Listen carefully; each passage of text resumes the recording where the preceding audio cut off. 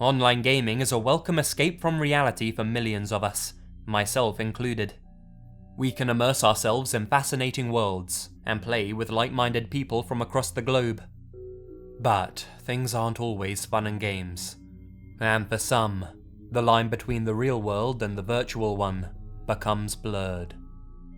Here are 5 murders that took place due to online gaming. Zhu Kaoyuan and Cheng Wei were 2 gamers from Shanghai, both heavily invested in the MMO Legend of Mir 3, an extremely popular game in China back in 2004. Cheng Wei had advanced further into the game and had managed to get his hands on a very sought-after piece of loot, the Dragon Saber, an exceptionally rare and powerful weapon. Of course, Kaoyuan knew just how rare this weapon was and asked his friend if he could borrow it in order to progress faster. Cheng Wei agreed to loan the weapon to him and traded it with his character, knowing that the sword would help his friend. And it did, in a different way than he anticipated. Rather than use the sword to advance in the game, Kaoyuan instead sold the sword online to another player behind his friend's back for 7,200 yuan, roughly $870. This was obviously far from the perfect crime, however, and when Cheng Wei asked for his virtual sword back, he was furious to discover that his friend had sold it online. Kaoyuan must not have anticipated such a strong reaction, since he immediately offered to pay Cheng Wei the money he had made off the weapon. But by that point, it was too late. Cheng Wei was exceptionally angry at the loss of his sword, which he had spent so long working to acquire. He didn't want Kaoyuan's money. He wanted justice. He attempted to prosecute Kaoyuan for theft, but there was nothing that the police could do, since there were no laws that existed that protected virtual weapons. So, rather than accepting the money, Cheng Wei decided that his now ex-friend would instead pay with his life. He snuck into Kaoyuan's room in the middle of the night while he was asleep, and proceeded to viciously stab him multiple times in the chest, penetrating his heart and lungs. Kaoyuan was barely able to raise his hands in defense. He was 26 years old. Cheng Wei turned himself into the police only 2 hours later. He was sentenced to death with a 2-year reprieve, though with good behavior, this is expected to be downgraded to life in prison. Despite his extreme reaction, this case raises questions about virtual property in an age where many of us spend a large chunk of our everyday lives online. Indeed, in China, there are more and more cases involving the theft of in-game weapons, artifacts, and currency that take place in a number of massively multiplayer online role-playing games. Some argue that these in-game items should be protected by law since they require the investment of time and, in some instances, money to acquire. But others argue that they are merely data, not palpable, and not actual property. Another MMORPG that has been massively popular outside of Western Europe and North America is Lineage 2. In 2007, 2 Russian players fought one another in a planned duel, both representing their in-game clans. Albert, a 33-year-old man representing his clan, Platinum, which was made up of more mature players, lost in a battle against a 22-year-old from the Ku Klux Klan, or the CCC, a group comprised more of university students. The 2 clans had had a rivalry, ever since a group of Platinum players killed a member of the Ku Klux in an ambush. Platinum disagreed with the CCC's policy of player killing and ganking, and wanted to make an example of them. This planned duel between Albert and his nemesis from the CCC was meant to settle the score once and for all. Unsatisfied with losing in PvP, Albert challenged the other player to a real-life fight in person, in order to prove which clan was superior. Cheered on by their clanmates, the 2 met face to face in the city of Ufa, where a fistfight broke out that was so savage, it left Albert dead. According to reports, when he was arrested, the 22-year-old who killed Albert showed no signs of remorse, and calmly explained why Albert had to die. Even darker still is that after Albert's death, other members of the CCC continue to harass his family, threatening to murder his sister, Albini. As she puts it, "I think they have confused the game and reality, and after we buried him on December 31st, they continued to threaten us."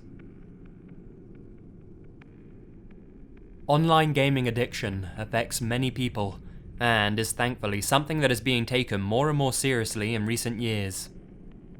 For some people, the urge to play these games is so strong that it can lead them to do some truly abhorrent things. Such is the case of Din Thi Dan, a 13-year-old boy from the outskirts of Hanoi, Vietnam. Online gaming is extremely popular in Vietnam, with internet cafes being a popular hangout for teenagers. Like many of his peers, Dan was an avid player of World of Warcraft. The game has been extremely popular ever since its release, and is the most successful MMO of all time. Only problem is, it can be rather expensive. For the few amongst you who don't know, in order to play World of Warcraft you have to pay a monthly subscription, and for teenagers whose parents don't pay for them to play the game, maintaining an active WoW account can be a near impossible task. Dan himself had run out of money to fund his MMO addiction. The boy was willing to go to extreme lengths to get back online. His plan was to steal some money from an elderly woman, Mai Ti Mao, so that he could pay for another month's subscription. But Dan decided to take things a step further than that. When nobody else was around, he took a piece of rope and used it to strangle the elderly woman to death. He then stole 100,000 dong from her, which is roughly only $5 or $6 US. He then buried her body in a pile of sand, and combined the small amount of cash with some of his savings to reactivate his account. When arrested, Dan admitted to needing the money to fuel his addiction, and due to his age, was sent to a re-education camp, rather than a prison. Like many 16-year-old boys, Daniel Petrick from Wellington, Ohio, loved playing on Xbox Live. One game he loved above all others at the time was Halo 3, especially the online multiplayer. He had the chance to play it whilst at a friend's house, and he knew he had to buy a copy himself. But Daniel's parents didn't approve of his love for violent video games. His father, Mark, was a minister, and believed the game to be unsuitable for a 16-year-old, and as such, had forbidden his son from purchasing a copy. Despite this, he went against his parents' wishes and bought the game anyway, sometimes playing it for 18 hours a day. His parents inevitably found out that Daniel had gone behind their backs to purchase the game, and as such, confiscated it immediately. This didn't sit well with Daniel. He was tired of his controlling parents, and loved the game more than he loved them. He knew exactly where they were keeping the game, in a locked cabinet where his father also kept his gun. Knowing where the key was, it didn't take him long to get his hands on the game and the pistol.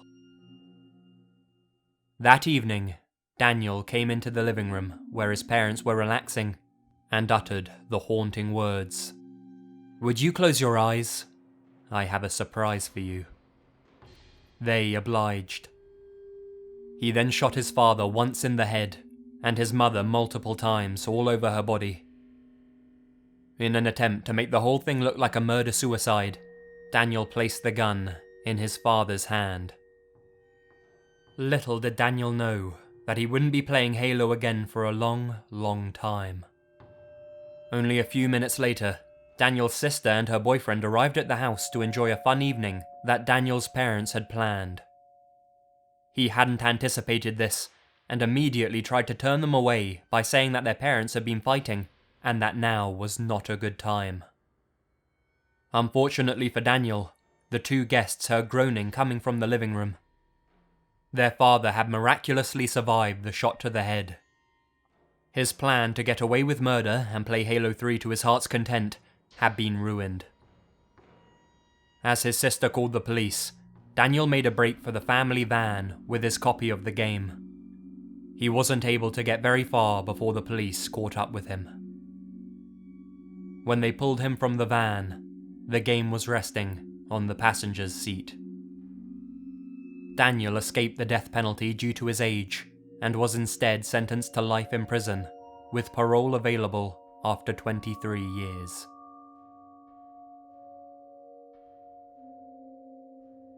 In 2014, 14-year-old Breck Bredner travelled from Surrey in the UK to a flat in Grays, Essex, to meet 19-year-old Lewis Danes. He told his family he was spending the night at a friend's house, when, in reality, the two had never seen each other in the flesh before. The pair had met whilst gaming online, and had bonded whilst chatting over TeamSpeak.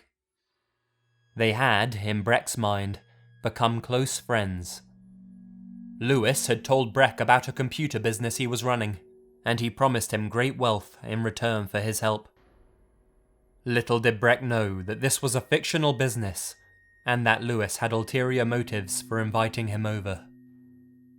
The morning after Breck had arrived, Lewis called the police to tell them that the 14-year-old had committed suicide. But the boy's wounds weren't consistent with that of a typical suicide. Moreover, encrypted electronic equipment was found submerged in water at the scene of the crime, leading police to believe that Lewis was hiding something. Lewis tried to claim that, in an effort to save his life, he accidentally stabbed Breck. This seemed far-fetched, and eventually, the truth came out. Lewis used duct tape to bind the boy's wrists and ankles so that he couldn't move. He then took a knife and used it to cut open Breck's throat.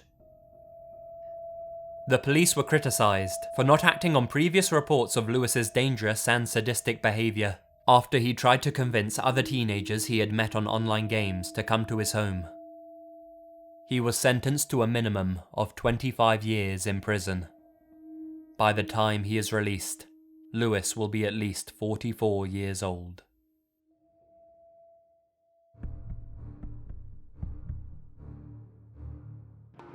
Hi guys, Lazy here, and thank you very much for listening. As a big gamer myself, this was a really interesting list to put together.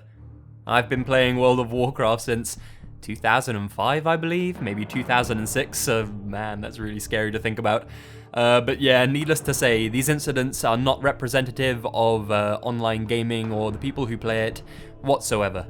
I just thought these were some really interesting incidents that I wanted to share with you guys. So, what games do you guys play nowadays, and are there any you're excited for in the near future? Let me know down below, and you'll hear from me again very, very soon. Stay spooky.